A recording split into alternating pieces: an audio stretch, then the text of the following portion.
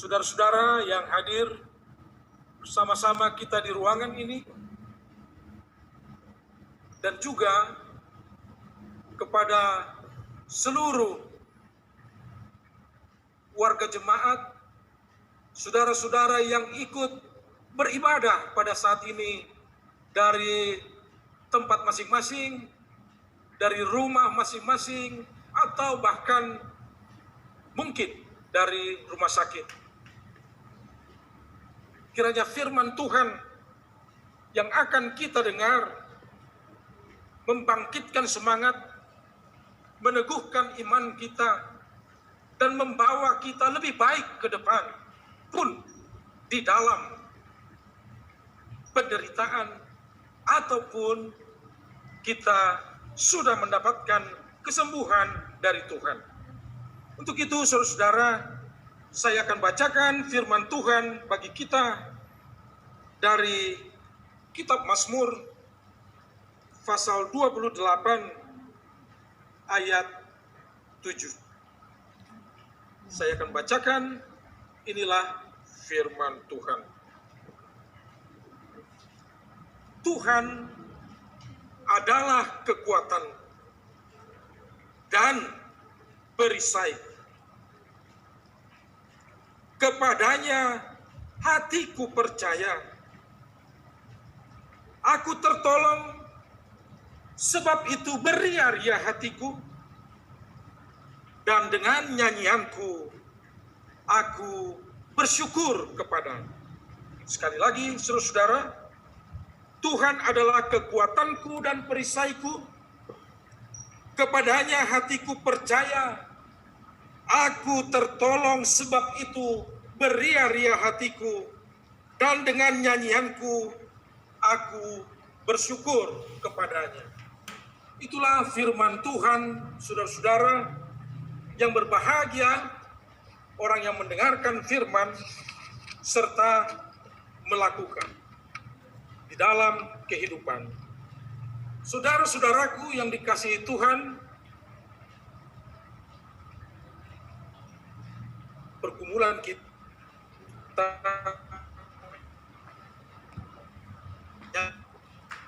saya yakin tidak ada satu orang pun antara kita yang bergumul di dalam hidup. Bagaimana kita menjalani hidup kita di dalam segala pergumulan itu, saudara-saudara, termasuk di dalam penderitaan atau penyakit yang melanda seluruh dunia. Firman Tuhan berkata, Tuhan adalah kekuatan. Tuhan adalah kekuatanku. Ketika badai menerpa, penyakit menggerogoti, ketakutan akan mendominasi. Saudara-saudara kita yang mengalami, yang saat ini sedang sakit, atau bahkan saudara-saudara kita yang juga hadir di sini, yang sudah sembuh, pastilah mengalami ketakutan itu. Tapi iman kita, testimoni yang sudah kita dengarkan, 3 testimoni kita dengarkan, intinya mengatakan doa, Tuhan yang berkuasa. Iman mengubah ketakutan itu menjadi ucapan syukur. Itu juga yang dialami oleh umat. Itu yang dialami oleh Daud di dalam perjalanan hidupnya dengan jatuh bangun dan banyak tantangan. Akhirnya dia bermazmur, Tuhan kekuatan. Saudara-saudaraku, perjalanan hidup syarat dengan suka dan duka. Di dalam perjalanan Daud, sampai dia mengungkapkan bahwa Tuhan adalah kekuatanku, itu sekaligus mau mengatakan kepada kita, bahkan saudara-saudara pun, punya kesaksian yang hampir sama dengan Daud, akhirnya kita mengatakan bahwa Tuhan adalah kekuatanku, dan kekuatan itu teruji di dalam sejarah, kekuatan itu teruji di dalam kehidupan kita. Silih berganti cobaan, tetapi Tuhan tetap menguatkan. Silih berganti saudara-saudara, persoalan di dalam hidup saudara, di dalam keluarga saudara, tetapi Tuhan tetap menguatkan. Pengalaman iman yang begini, itu yang kita syukuri, karena pengalaman di dalam kehidupan kita, ini yang akan mendewasakan untuk menghadapi tantangan ke depan. Memang, saudara, ibadah ini untuk bersyukur kepada Tuhan bahwa Dia berkuasa dan kita mengalami Tuhan memberi kesembuhan, juga memohon kekuatan untuk yang sakit. Tetapi juga saudara-saudara, setelah ini, bagi saudara-saudara yang di sini yang sudah sembuh, jangan kira setelah itu tantangan selesai. Masih banyak tantangan yang akan kita hadapi. Itu saya pastikan. Tidak ada orang yang steril, yang luput dari tantangan. Dan saya mau mengatakan kepada saudara, di tengah-tengah spekulasi tentang COVID, pada awal-awalnya begitu marak diskusi, ada yang mengatakan ini datang dari Tuhan, ada yang mengatakan ini niat-niat jahat, ada yang mengatakan ini kelainan atau penyimpangan dari sebuah penelitian, dan lain sebagainya. Tetapi kita tidak bicara dari mana itu virus. Yang mau kita yakinkan dengan firman Tuhan ini, saudara-saudara, apakah dia orang percaya atau orang jahat, bisa kena. Apabila saudara kena, itu tidak identik dengan iman saudara lemah. Dan saya katakan ini mengandalkan seluruh firman Tuhan. Tantangan, cobaan, penyakit yang datang kepada kita itu bukan identik dengan bahwa kita tidak beriman. Siapapun bisa kena dilanda berbagai tantangan. Saudara-saudara, kekuatan itulah yang kita andalkan.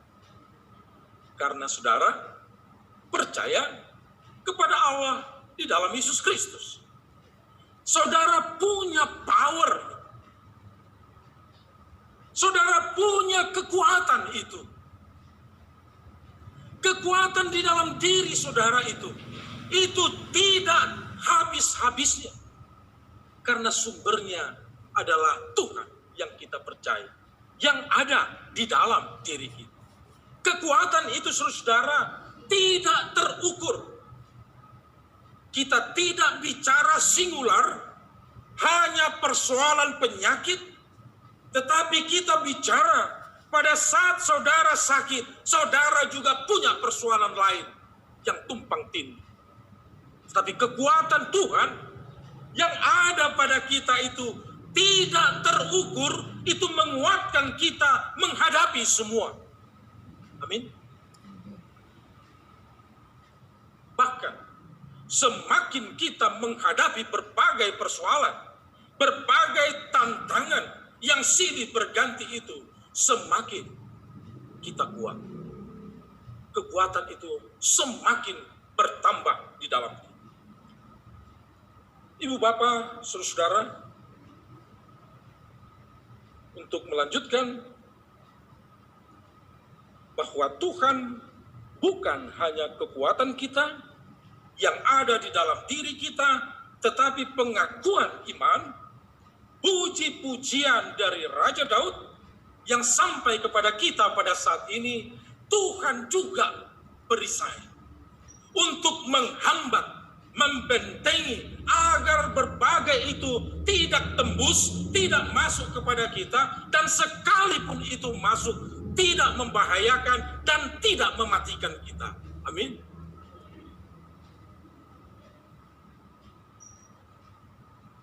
Tuhan Maha Kuasa. Dia akan memelihara, menjaga di dalam kekuasaannya, dan kita akan memiliki kekuatan.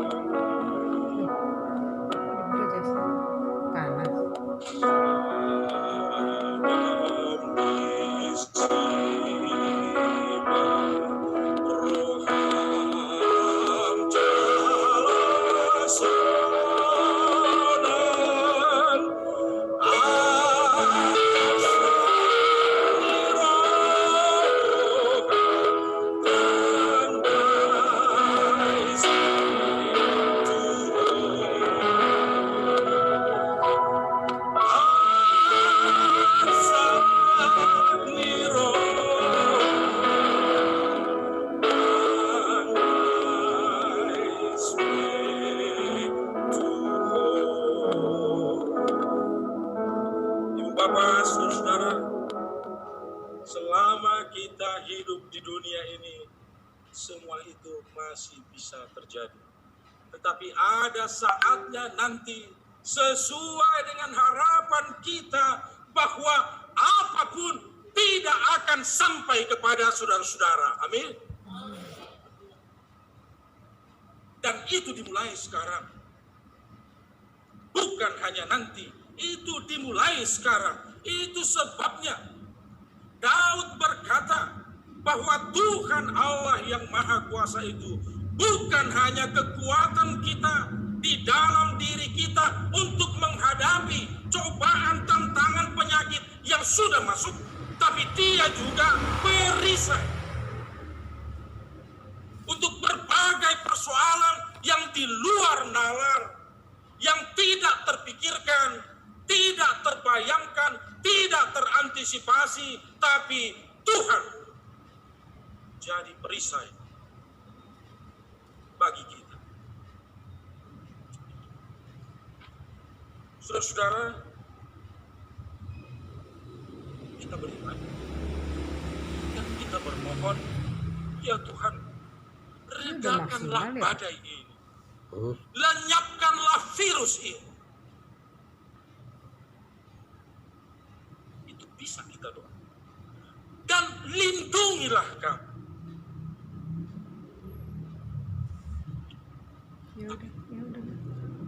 Kita juga bisa berdoa, Engkaulah Tuhan perisai bagiku, oleh karena itu berilah hikmat dan semangat agar saya mampu melihat, mengantisipasi sebelum persoalan itu sampai kepada kita. Amin. Tuhan jadi perisai. Jangan bayangkan tangannya langsung di depan matamu.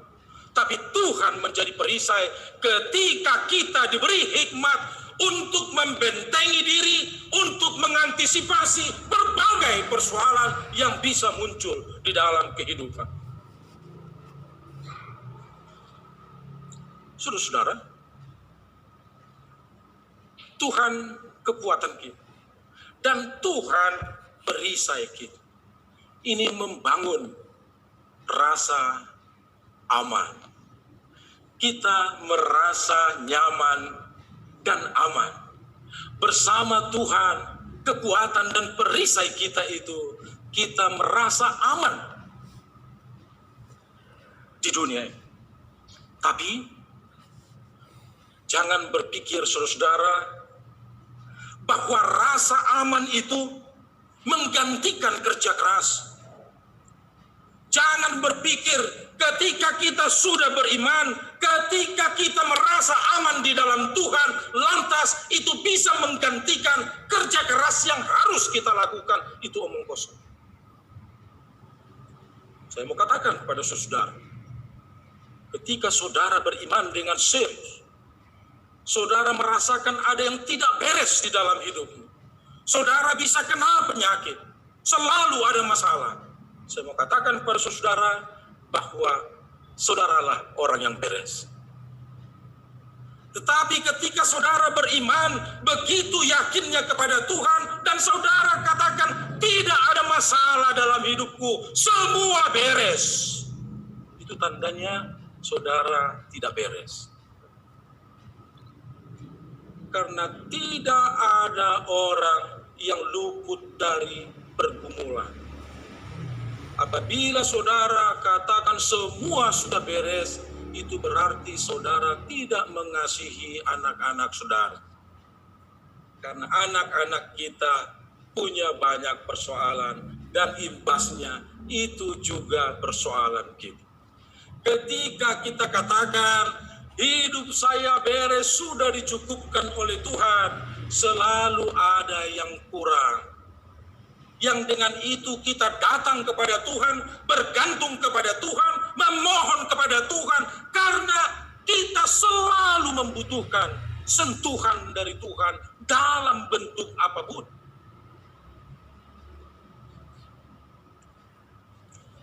Saudara, yang terakhir bagi kita, bersyukurlah kepada Tuhan dalam penderitaan.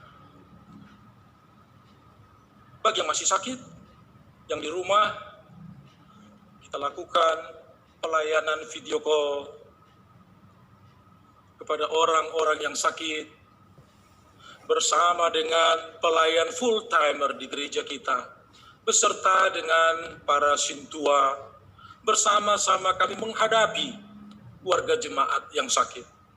Dan selalu pertemuan melalui video call itu, saya katakan saudara, bahwa gereja turut merasakan segala penderitaan, penyakit, perasaan tertekan di dalam kehidupan warga jemaat. Dan oleh karena itu, gereja juga turut berdoa. Jadi Ibu Bapak yang sudah sembuh, jangan kira kesembuhanmu hanya karena doamu. Tapi itu doa tubuh Kristus, doa umat yang didengarkan oleh Tuhan. Oleh karena itu, bersyukurlah. Amin.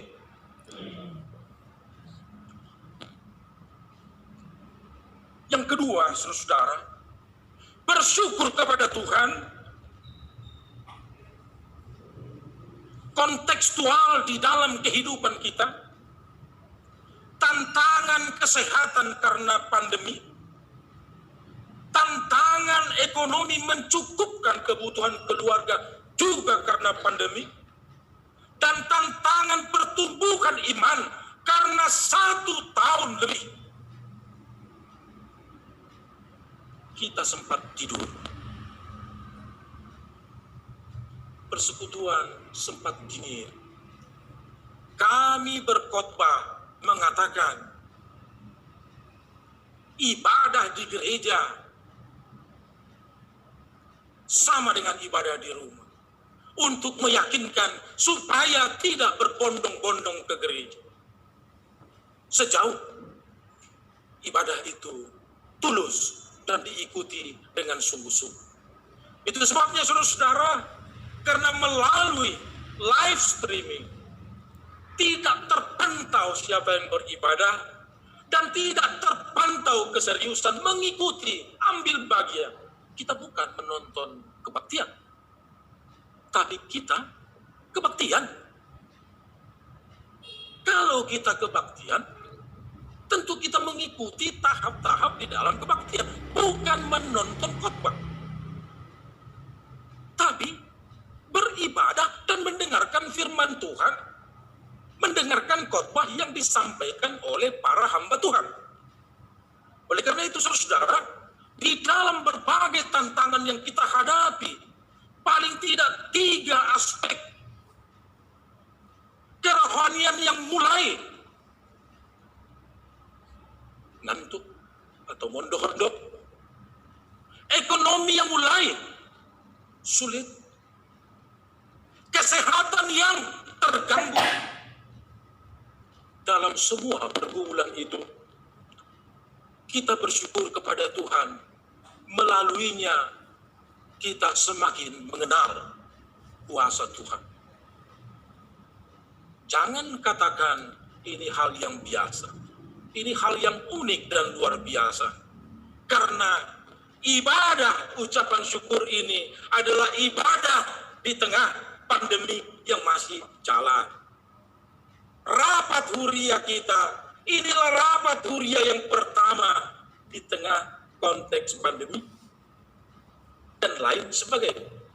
Sebabnya saudara, apa yang kita hadapi, apa yang kita lakukan untuk memperbaiki ke depan, ini sesuatu yang unik dan luar biasa. Saudaralah generasi COVID yang sudah lolos. Amin.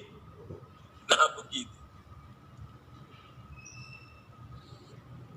Terakhir, dengan berbagai kesulitan itu, yang multidimensi yang kita hadapi, kita semakin mengenal Tuhan. Kita patut bersyukur karena Tuhan ingin kita naik kelas. Tuhan ingin agar kita semua, baik yang sudah sembuh atau yang masih sakit atau yang belum disentuh tapi harus berjuang supaya tetap sehat, mengikuti protokol kesehatan dengan ketat, unang dijanggutna seperti yang dikatakan Pak Simorangkir, supaya kita naik kelas dengan lolos menghadapi tantangan itu. Level iman meningkat. Kita go to the next level dengan segala tantangan dan cobaan bahkan atau penyakit penderita yang kita hadapi. Jangan putus asa. Bersama Tuhan kita mampu karena kita ingin dibawa Tuhan. Go to the next level. Amin. Tuhan memberkati saudara yang di sini semua. Tuhan juga memberkati saudara-saudara yang mengikuti ibadah di luar ruangan ini, di rumah atau dimanapun, atau di rumah sakit. Kuasa Tuhan di dalam kita. Tuhan membentengi menjadi perisai kita. Dan hidup kita akan aman. Tetapi keamanan itu tidak menggantikan kerja keras. Justru kita harus berjuang untuk hidup yang lebih baik. Go to the next level. Tuhan memberkati kita semua. Tuhan memberkati saudara-saudara. Kita berdoa. Bapa di sorga, terima kasih. Syukur kami naikkan kepadamu. Apapun kesulitan dan tantangan hebatnya penderitaan yang kami hadapi, kami selalu disemangati karena Tuhan ingin kami naik kelas. Karena Tuhan ingin kami meningkat, semakin dewasa di dalam iman, semakin tinggi di dalam keyakinan kepadamu, tetapi sekaligus semakin merendahkan hati karena Tuhan yang Maha Kuasa. Terpuji Engkau Bapa, izinkan kami bermohon kepadamu, tidak berlebihan karena sesuai dengan firman. Sembuhkanlah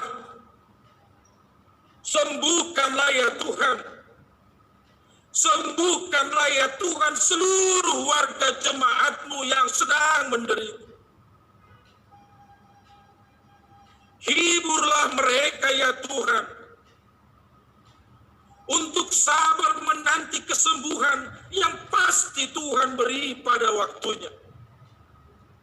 Bapa kami yang di sorga, bukan hanya penyakit karena virus corona, tetapi banyak penyakit yang menimpa warga-Mu. Itu pun kami mohonkan uluran tangan-Mu. Ya Bapa, Engkau memberikan anak-Mu Yesus Kristus, tabib agung bagi kami. Dan sembuhkanlah kami, ya Bapa, di dalam anak-Mu Yesus Kristus Tuhan kami. Amin. Ibu Bapak, saudara